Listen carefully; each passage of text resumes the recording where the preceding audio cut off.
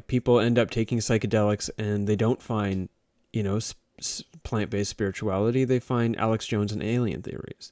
So, and in the 60s, a lot of people were turning on, tuning in, dropping out. Mind you, the cultural context is very different then. And we got a lot of positive things out of it, but we also got, on some level, just like trippier Coca-Cola advertisements as well, right? So what, as a movement, okay, as people in this movement, what is it going to take for each of us to ensure that we're bringing a way of thinking about the change in what we're thinking about after taking psychedelics into our lives in a way that adds positively to our humanity, to the planet at large?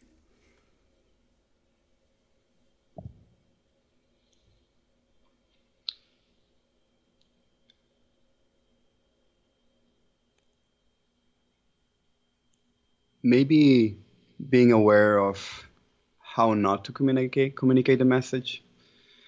For example, one of the things that we repeat in our communication with people that are part of the movement is not to take the... I'm just like thinking about Alan Watts all of a sudden. Yeah. All right. Hey, James, sorry about that.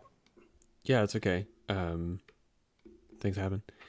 Okay, yeah, so Jonathan, you were responding to my question there, and it had started with how not to speak about it, or something around those lines. Yeah, we communicate with people how to best communicate the message. So our point of view is the impact that we can have on other people is not by trying to convince them, not by trying to take a point of view, a missionary point of view about my experience. But we believe that just by expressing an authentic story about myself and telling my truth, that's enough of a communication. And that will create a result that we look for or that we hope for.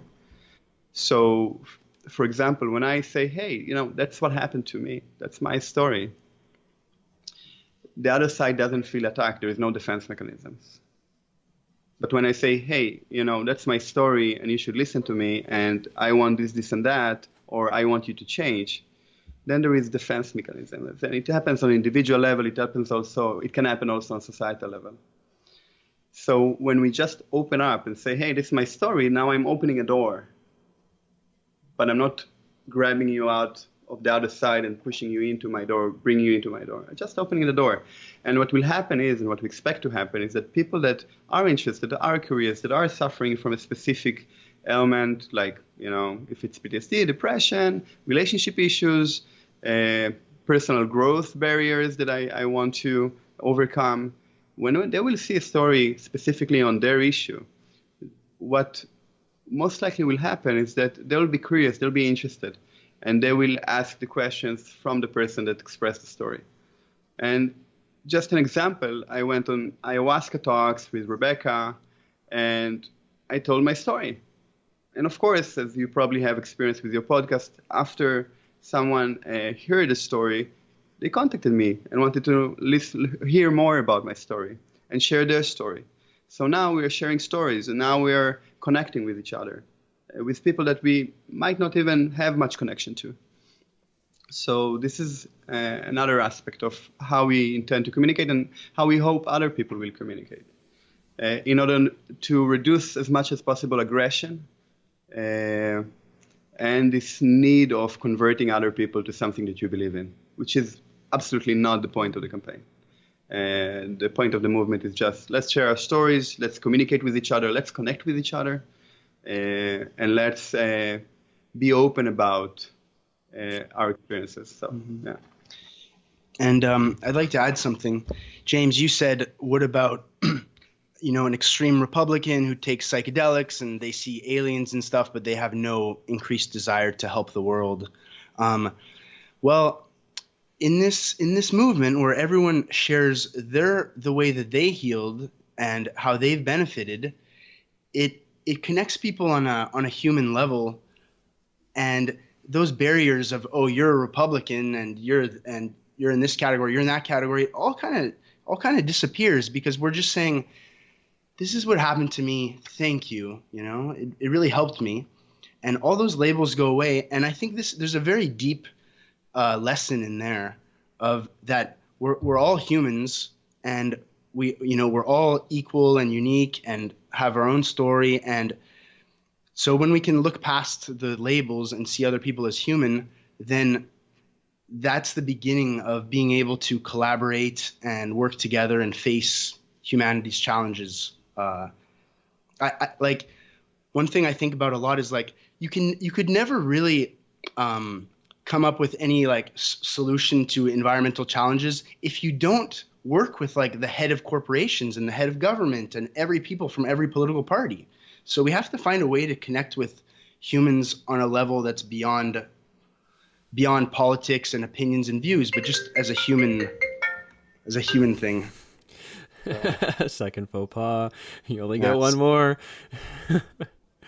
But yeah, I see what you're saying, and I appreciate you calling to that, because I mean, I had said, like, Republicans take it, and then from the place of saying, like, politically, the political profile of someone who is a Republican is less likely to be concerned about environmental protection issues, for example, and more likely to be sort of like doubled down on a nation-focused, nation-oriented sort of political agenda or political sort of movement, rather than, say, a multinational consideration of working together as like a geopolitical team. They'd also be likely to be more fiscally conservative, which would mean that they would double down. They would be more likely to want to stay involved with like economic systems that are already functioning, rather than wanting to explore out into green technologies and so on and so forth.